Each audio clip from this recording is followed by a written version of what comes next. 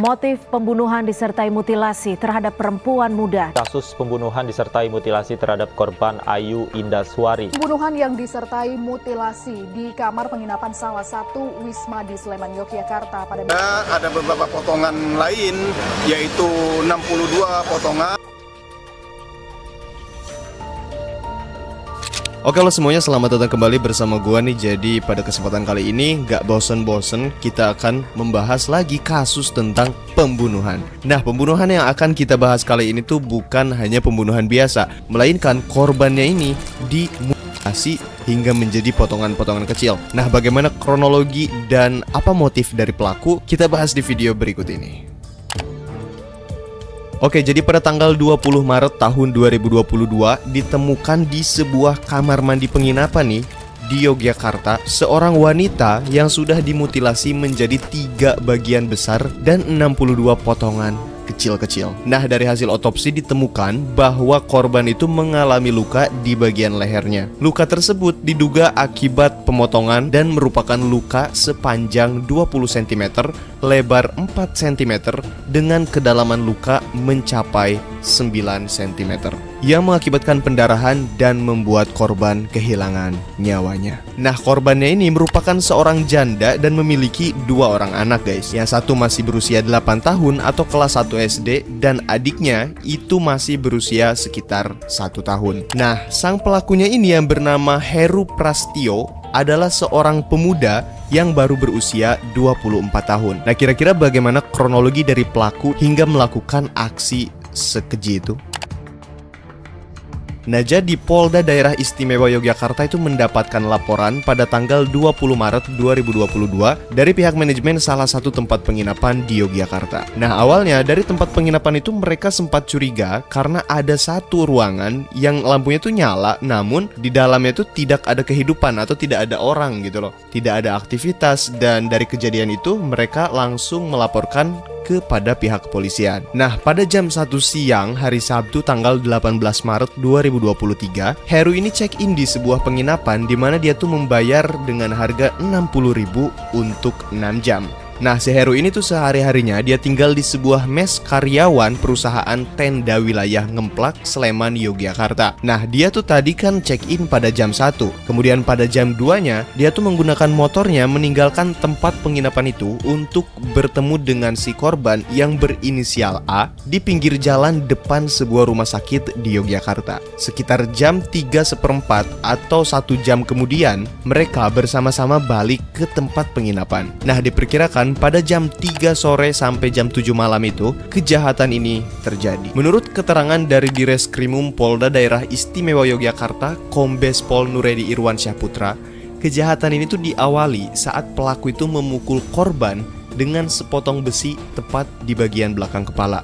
Dan hal itu dilakukan sesaat sebelum sang korban itu bersiap-siap untuk melepaskan pakaiannya karena mereka tuh akan melakukan hal anu. Nah, karena si Heru ini melihat si A sudah tidak berdaya, Heru langsung menghabisi si A dengan senjata tajam yang sudah ia siapkan. Kemudian si A ini dibawalah oleh Heru ke kamar mandi untuk dilakukan mutilasi. Nah, di tengah-tengah proses mutilasi itu, tepatnya pada jam 7 malam, ternyata si Heru ini sadar bahwa waktu dia di penginapan tersebut tuh tidak cukup. Akhirnya dia kembali ke resepsionis untuk memperpanjang masa penginapannya dengan membayar uang sebesar Rp100.000. Sesaat setelah itu, si Heru ini kembali ke tempat mesnya di Ngemplak dan dia menulis surat yang nanti kita akan baca, guys. Keesokan harinya pada hari Minggu tanggal 19 Maret, pelaku ini melarikan diri ke kampung halamannya di Temanggung, Jawa Tengah. Di saat itu pula, di hari yang sama, para petugas penginapan dan polisi berhasil menemukan korban di dalam kamar mandi dengan keadaan yang sangat mengenaskan. Di lokasi inilah Ayu Indaswari ditemukan tewas termutilasi pada Minggu malam 19 Maret 2023 lalu. Di jenazah memang betul terpotong-potong. Di bagian kaki menjadi 3 bagian. Terus yang kepala luka di tenggorokan, ini luka. Di belakangnya juga luka karena itu kena siawa dan inang besar. Nah, seperti yang udah gue bilang tadi, si korban ini tubuhnya dimutilasi dengan menjadi bagian potongan-potongan kecil sebanyak 62. Nah, di sanalah para pihak berwajib itu mulai melakukan olah TKP secara menyeluruh. Polisi juga menemukan beberapa barang bukti di kamar mandi tersebut, seperti ditemukannya pisau komando atau pisau bayonet, pisau biasa, pisau cutter, besi, dan juga beberapa pakaian. Nah, dan yang lebih mengejutkan adalah polisi berhasil menemukan KTP dari si Heru ini yang ia simpan di resepsionis. Entah dia lupa atau bagaimana, tapi si Heru ini melarikan diri dengan tidak membawa KTP-nya yang sedang berada di resepsionis. Karena sudah menemukan KTP itu, polisi pun dengan mudahnya mencari alamat si Heru dan melakukan penggeledahan. Sampai akhirnya pada hari Selasa tanggal 21 Maret 2023, polisi akhirnya berhasil menemukan dan menangkap si pelaku ini, si Heru, di tempat saudaranya, yakni di Temanggung. Pelaku mutilasi warga Yogyakarta Ayu Indraswari yang ditemukan di kawasan Kaliurang, Sleman. Kini pelaku telah dibawa ke Polda DIY untuk menjalani pemeriksaan. Pelaku ditangkap di rumah keluarganya di Temanggung saat bersembunyi setelah membunuh dan memutilasi korban. Juga akhirnya ditemukan surat yang ditulis oleh Heru. Jadi isi surat itu begini guys. Siapapun yang baca pesan ini, tolong maafkan aku yang sering buat kalian jengkel. Saya pergi dari sini. Kita bisa bertemu lagi di penjara atau di akhirat. Maaf untuk uang, biar Allah yang memutuskan jika ada waktu itu dan jalan keluar. Akan saya lunasi dengan cara saya sendiri. Kenapa aku melakukan ini? Karena sering berada di bawah tekanan akibat gengsi. Dan maaf untuk semua kebohonganku. Aku hanya punya waktu kurang lebih 24 jam. Dengan waktu segitu, aku akan memutuskan untuk menyerahkan ke polisi atau lari sebisa mungkin atau lari dari kehidupan ini. Nah, dan di bagian belakang dari surat tersebut, dia pun menuliskan kata-kata ini. Salam untuk keluargaku di rumah. Dan tolong sampaikan, aku telah gagal mendengarkan nasihat kedua orang tuaku. Masih ada Wiwit, adikku, yang bisa kalian nasihati.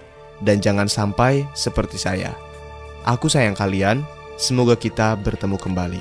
Nah, mungkin setelah kalian mendengar kejadian tersebut, kalian bertanya-tanya, kenapa bisa si pelaku melakukan hal ini? Atau apa sih motif dari pelaku ini? Nah, jadi menurut keterangan dari Polda Daerah Istimewa Yogyakarta, Kombes Pol Nuredi Irwan Syaputra, antara korban dan tersangka yaitu Heru, mereka sudah saling mengenal. Mereka kenalan lewat sosial media atau lewat Facebook pada bulan November tahun 2022.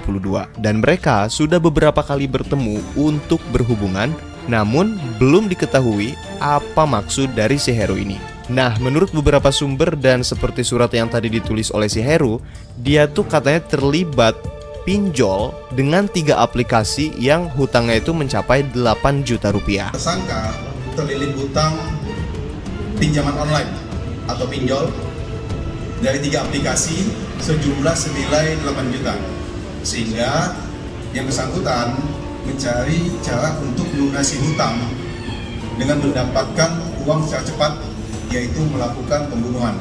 Menurut polisi, Heru ini mencari cara agar dia bisa mendapatkan uang dengan cepat untuk melunasi hutang tersebut. Nah, mungkin si Heru ini udah pusing bagaimana caranya untuk melunasi hutang tersebut, dan dia kepikiran untuk melakukan hal yang sadis seperti itu. Dan katanya, pelaku ini menghabisi korbannya dengan cara dimutilasi tuh untuk menghilangkan jejak, guys. Nah, juga katanya hubungan antara si A dan pelaku ini itu tuh bukan hubungan transaksional atau hubungan profesional gitu, tapi mereka melakukan hal tersebut tuh karena mau sama mau untuk memenuhi hasrat mereka. Nah, jadi mereka tuh sering ketemu untuk melakukan hal tersebut. Dan hal ini didukung dengan fakta bahwa si A ini ternyata bekerja di Angkasa Pura selama 4 tahun terakhir. Sehingga dia tuh kan memiliki pekerjaan, jadi dia tidak menjual tubuhnya untuk mendapatkan uang. Namun guys, ternyata ketika hal ini dikonfirmasi kepada pihak tempat dia bekerja, tidak ada nama si A ini terdaftar sebagai karyawan di sana. Namun, kesaksian dari pelaku bahwa si A ini merupakan seseorang yang menjual layanan sebagai PSK atau Open BO. Dan dia telah menggunakan layanannya ini sebanyak 2 kali. Menurut ayah korban, terakhir kali bertemu Ayu Sabtu pagi saat hendak pamit bekerja. Namun sore harinya sudah tidak bisa lagi dihubungi. Jumat ketemu, Sabtu pagi masih ketemu, sore tak WA sudah nggak aktif. Sabtu sore di WA sudah nggak aktif. Iya. Berarti nggak hari Sabtu itu nggak pamit mau nginep atau apa? Enggak. Ya? Makanya saya ngepel jam 6, jam 7 kok nggak pulang.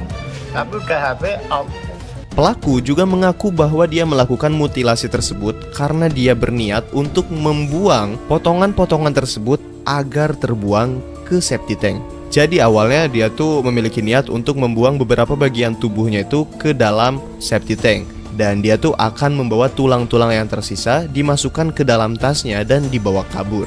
Namun ternyata rencana dari Heru ini gagal karena itu tidak seperti yang ia bayangkan. Ketika ia melakukan hal tersebut, ternyata ia baru sadar bahwa waktu yang dibutuhkan itu sangat lama. Dan akhirnya dia pun berubah pikiran. Dan di tengah-tengah proses tersebut, dia tuh sempat keluar dari tempat penginapan itu dan mencari warung untuk makan dan minum di sana. Kemudian setelah itu dia pun berubah pikiran dan kabur meninggalkan tempat tersebut.